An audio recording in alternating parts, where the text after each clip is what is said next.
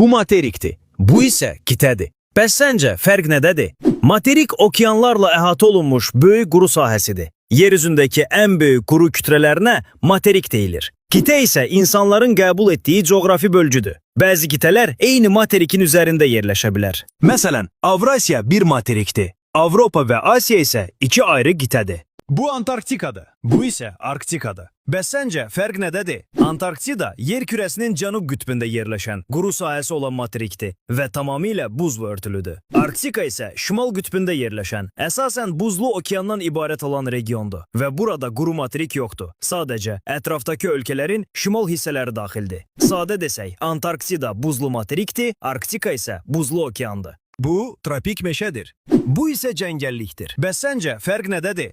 Tropik meşə isti və rütubətli iqlimdə olan hündür ağaclardan ibarət sıx meşədir. Cəngəllik isə daha sıx, keçilməsi çətin, kolluq və sarmaşıqlarla dolu meşə sahəsidir.